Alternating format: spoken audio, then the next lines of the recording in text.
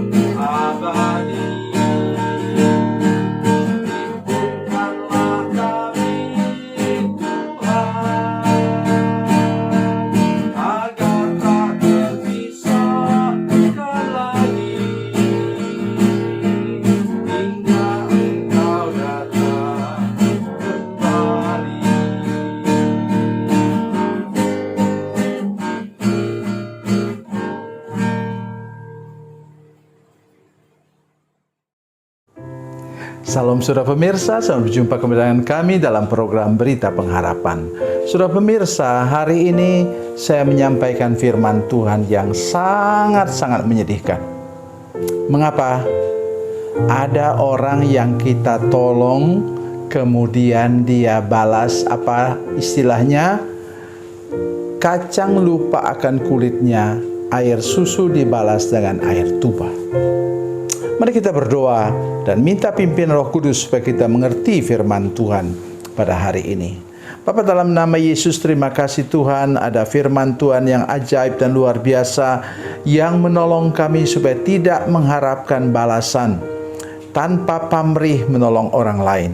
Sehingga ketika mereka melakukan sesuatu yang tidak berkenan kepada Tuhan terhadap kami, maka kami tidak pernah kecewa. Terima kasih Tuhan, terpujilah nama-Mu. Dalam nama Yesus kami berdoa. Haleluya. Amin. Saudara pemirsa, mari kita buka Alkitab kita dari Perjanjian Lama, kitab 1 Samuel pasal 23. 1 Samuel pasal 23 ayatnya yang ke 11 dan 12. 1 Samuel 23 11 dan 12, demikian bunyi firman Tuhan. Akan diserahkan oleh warga kota Kehila itukah aku ke dalam tangannya? Akan datangkah Saul seperti yang telah didengar oleh hamba-Mu ini? Tuhan Allah Israel, beritahukanlah kiranya kepada hamba-Mu ini. Jawab Tuhan, ia akan datang. Kemudian bertanyalah Daud, akan diserahkan oleh warga-warga kota Kehila itukah aku dengan orang-orangku ke dalam tangan Saul? Firman Tuhan, akan mereka serahkan. Amin. Saya sudah mulai tadi kata-kata bahwa begitu menyedihkan belum sampai 24 jam, itu Daud dan orang-orangnya, kalau sudah baca seterusnya, sekitar 600 orang pengikut Daud, mengalahkan orang Filistin yang menyerang kota Keila. Tapi belum sampai 24 jam kemudian, itu langsung air susu dibalas dengan air tuba, kacang lupa akan kulitnya. Oh, itu dulu dalam perjanjian lama bisa terjadi begitu. Oh tidak, saudara sekalian. Kami mengalami hal seperti begitu. Saya mengalami hal seperti itu pada zaman modern ini. Oleh sebab itu, pesan firman Tuhan ini ialah apa? Mari kita lihat bagaimana tindakan Daud. Ketika sedang ada krisis, Daud langsung cari Tuhan. Mari kita lihat firman Tuhannya.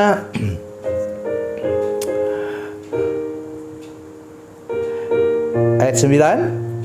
Ketika diketahui Daud bahwa Saul berniat jahat terhadap dia, berkatalah ia kepada Imam Abiatar, bawalah efod itu kemari. Berkatalah Daud, Tuhan Allah Israel, hambamu ini telah mendengar kabar pasti bahwa Saul berikhtiar untuk datang ke Keila dan memusnahkan kota ini oleh karena aku. Apa? Para pemirsa sekalian, saudara jemaat yang menyaksikan program ini, pesan Tuhan hari ini juga hamba-hamba Tuhan seperti saya. Bila kita diperlakukan seperti itu, ada ancaman padahal kita baru saja berbuat baik, maka cari Tuhan. Tanya kepada Tuhan. Buat kepastian langkah berikutnya sesuai dengan apa yang Tuhan katakan. Jangan melangkah kalau belum Tuhan berfirman dengan jelas. Oleh karena itu, ambillah waktu berdoa, berpuasa, tanya Tuhan. Tuhan, apa yang kau kehendaki untuk saya, untuk langkah saya selanjutnya? Terus tanya kepada Tuhan begitu, sampai Tuhan menjawab. Dan tadi kita dengar, Tuhan sudah menjawab. Tuhan katakan, ya, Saul akan datang. Warga kota Keila mau balas air susu dibalas dengan air tuba? Iya, kata firman Tuhan. Tuhan menjelaskan sesuatu secara gamblang dan terbuka. Oleh sebab itu, pesan Tuhan hari ini, jangan pernah kecewa menolong orang lain. Jangan. Ya, kalau kita menolong, tolonglah dengan tulus hati. Kalau kita menolong orang atau memberi sesuatu, mari kita memberi tanpa pamrih, berbuat baik tanpa pamrih, tanpa mengharapkan apapun juga. Ya, mungkin memang mereka diberi makan, 600 orang lebih itu diberi makan oleh penduduk kota Keila. Tetapi sesudah itu firman Tuhan dengan jelas katakan, ya, akan mereka serahkan. Begitu singkat firman Tuhan. Dan sesudah itu, perhatikan baik-baik, ini yang sangat berkesan untuk saya. Lalu bersiaplah Daud dan orang-orangnya, kira-kira 600 orang banyaknya. Mereka keluar dari Keila dan pergi kemana saja mereka dapat pergi. Apabila kepada Saul diberitahukan bahwa Daud telah meluputkan diri dari Keila, maka tidak jadilah ia maju berperang. Kalau saya Daud, otak saya yang masih kotor ini, masih penuh dengan balas dendam.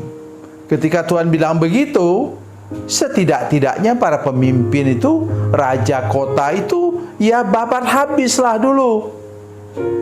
Bunuh mati semuanya. Oh tidak, saudara sekalian. Daud itu orang yang mengasihi Tuhan, yang tahu diri, saudara sekalian. Kalau dia tidak sempat terperangkap oleh Saul, berarti Tuhan masih mau dia lepas. Dan memang dia lepas. Dan selalu lepas. Oleh karena dia punya hati yang apa?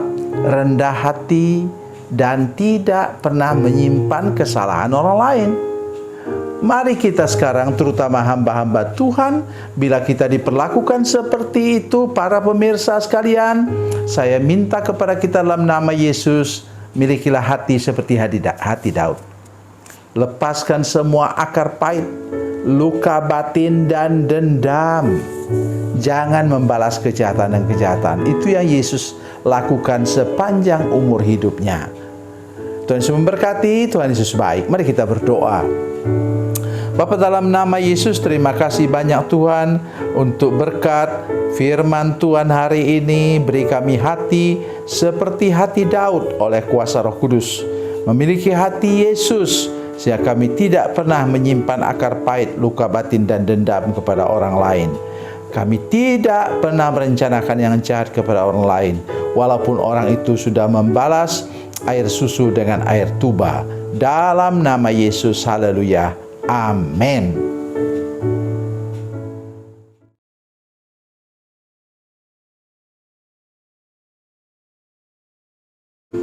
Salam saudara pemirsa, mengakhiri program ini, saya mohon kepada saudara-saudara pemirsa sekalian untuk bila saudara menyaksikan program ini melalui channel YouTube, maka tekan subscribe dan bunyikan lonceng. Dan bila saudara menyaksikan program ini melalui channel Facebook, maka tolong saudara-saudara sekalian tekan like dan juga komen. Dan demikian pula bila sudah menyaksikan program Makan Bergizi hari ini yang tertulis, maka tekan yang sama juga, tekan like dan tekan komen. Dan tolong saudara-saudara sekalian untuk membagikan program ini, share program ini di channel saudara-saudara sekalian, supaya lebih banyak lagi orang diberkati melalui program ini. Tuhan Yesus memberkati, Tuhan Yesus baik.